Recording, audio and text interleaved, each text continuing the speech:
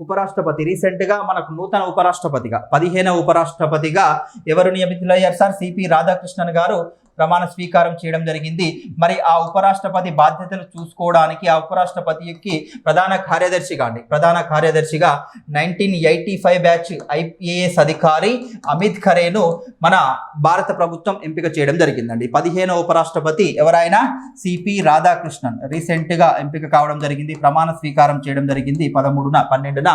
మరి ఆయన ప్రమాణ స్వీకారం చేసిన తర్వాత ఆయనకు ప్రధాన కార్యదర్శిగా చీఫ్ సెక్రటరీగా మన భారత ప్రభుత్వం ఎవరిని ఎంపిక చేసిందంటే అమిత్ ఖరేను ఎంపిక చేయడం జరిగిందండి. అమిత్ ఖరేను ఎంపిక చేశారు. మరి 1985 ఐఏఎస్ బ్యాచ్కి చెందిన ఏ రాష్ట్ర బ్యాచ్ అంటే జార్ఖండ్ బ్యాచ్కి చెందిన వ్యక్తిగా మనం చెప్పుకోవచ్చు.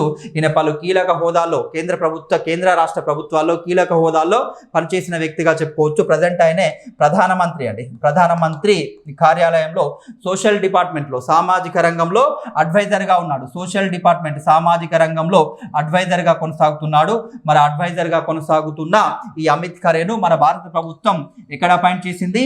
సిపి రాధాకృష్ణన్ గారి చీఫ్ సెక్రటరీగా ప్రధాన కార్యదర్శిగా అపాయింట్ చేయడం జరిగింది. 1985 ఐఏఎస్ బ్యాచ్గా చెప్పుకుంటామండి.